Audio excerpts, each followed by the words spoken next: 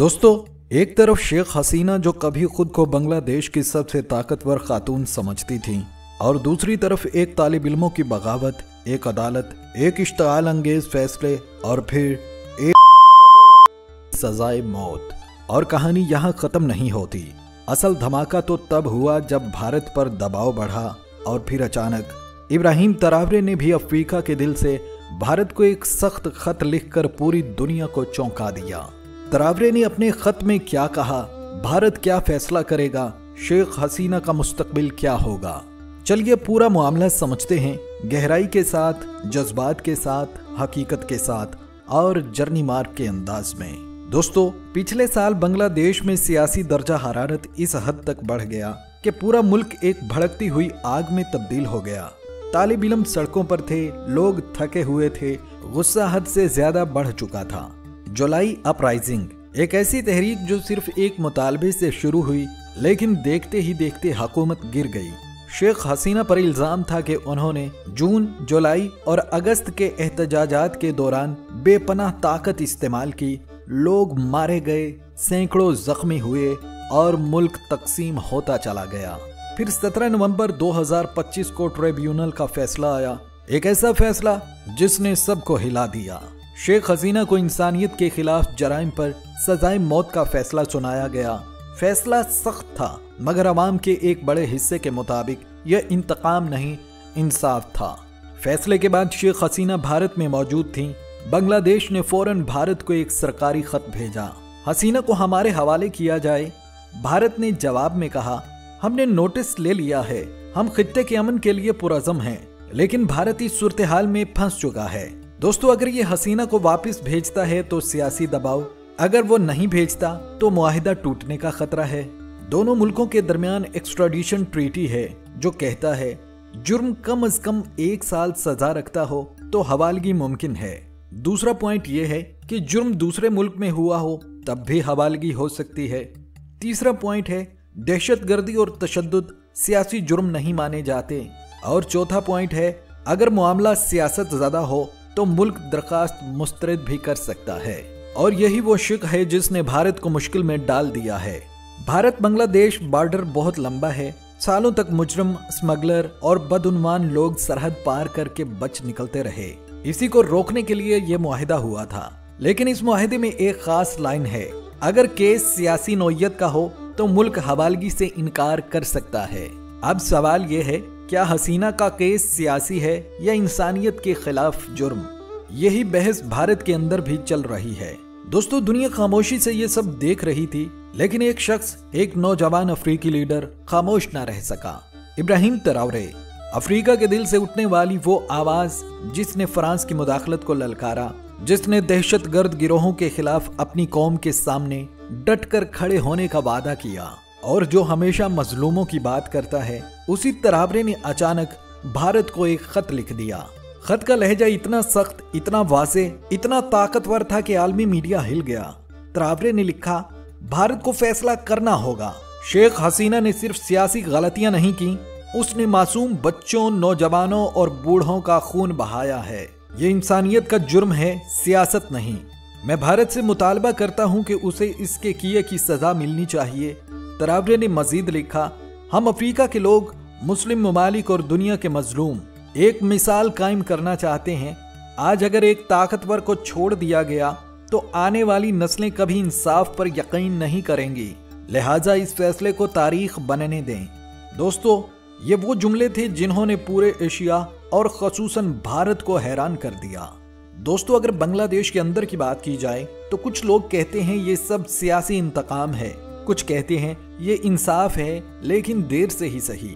लेकिन अवाम के एक बड़े तबके के मुताबिक गिरफ्तारियां, तशद्दुद, लापता अफराद, ताकत का गलत इस्तेमाल, ये सब सबूत हैं कि मामला सियासी नहीं, इंसानी हकूक का मसला है।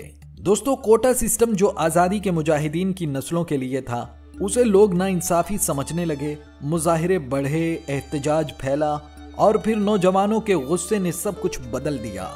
अगरचे हुकूमत ने कोटा वापस ले लिया, लेकिन तब तक देर हो चुकी थी। तहरीक एंटी हसीना बन गई, पूरा मुल्क एक बड़ी तब्दीली के दहाने पर था। दोस्तों, भारत पर 3 तरह के दबाव बढ़ रहे हैं। नंबर 1, बांग्लादेश की कानूनी दरख्वास्त। नंबर 2, बैनुल अक़वामी अदालतों का मुवक्क़फ़। और नंबर 3, इब्राहिम तरावरे जैसे आज़ाद लीडरों का खुला मुतालबा। दोस्तों, एक सवाल ये भी है, क्या यूनुस हुकूमत ने इससे पहले कभी शेख हसीना की हवालगी की दरख्वास्त नहीं की? जवाब ये है, बिल्कुल की थी। हसीना के भारत आने के सिर्फ 4 महीने बाद ढाका ने नई दिल्ली को एक वर्बल नोट भेजा, यानी बाज़ाब्ता दरख्वास्त कि हसीना को फौरन वापस भेजा जाए। फिर 9 जुलाई 2025 को भी यही मुतालबा किया गया, मगर भारत ने सरकारी तौर पर कोई जवाब नहीं दिया। अब जबकि हसीना को सजाए मौत सुना दी गई है, तो बांग्लादेश यकीनन भारत पर दबाव बढ़ाएगा कि उन्हें हवालगी के लिए वापस भेजा जाए। अब नया सवाल, भारत करेगा क्या? भारत के साबिक सफारतकार अजय बसारिया का कहना है कि भारत कभी भी हसीना को वापस नहीं भेजेगा। उनके मुताबिक भारत ने हसीना को सियासी पनाह दी है और पूरे एशिया में उनके लिए महफूज तरीन जगह भारत ही है, और अगर वो वापस बांग्लादेश जाती हैं तो वहाँ पे खाना जंगी और इंतशार जैसे हालात पैदा हो सकते हैं, और ये भारत के लिए एक बड़ा सिक्योरिटी बहरान होगा। अब बड़ा सवाल ये है, क्या भारत कानूनी तौर पर हसीना की हवालगी से इनकार कर सकता है? जवाब है जी हाँ, 2 तरीकों से। पहला, आर्टिकल नंबर 6। अगर भारत ये मान ले कि मुकदमा सियासी है तो वो हवालगी से इनकार कर सकता है, लेकिन मसला ये है कि नस्लकशी, कत्ल और इंसानियत के खिलाफ जराइम को सियासी जुर्म नहीं माना जाता। और दूसरा, आर्टिकल नंबर 8, भारत का सबसे महफूज कार्ड। अगर मुल्जिम को मुंसिफाना ट्रायल न मिला हो और उसकी जान को खतरा हो या अदालत सियासी मकसद के लिए बनी हो, तो भारत हवालगी से इनकार कर सकता है। दोस्तों, अक़वाम मुत्तहिदा पहले ही ICT की शफाफियत पर सवाल उठा चुका है, जिससे भारत का मौक़िफ़ मजीद मजबूत हो जाता है। उधर शेख हसीना मुसलसल ये इल्ज़ाम लगाती रही हैं कि ये मुकदमा सियासी इंतकाम है, क्योंकि उन्हें अपना दिफा करने के लिए मुनासिब वकील तक मुहैया नहीं किया गया। लेकिन सबसे बड़ा मसला ये है कि अगर भारत हसीना को वापस भेजने से इनकार करता है, तो ये सिर्फ एक औरत की जान का मसला नहीं रहेगा, बल्कि ये पूरे जनूबी एशिया की ताकत का तवाज़न बदल देगा।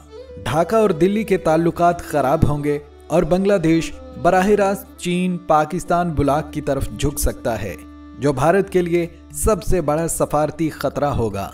क्या हसीना वापस बांग्लादेश जाना चाहती हैं?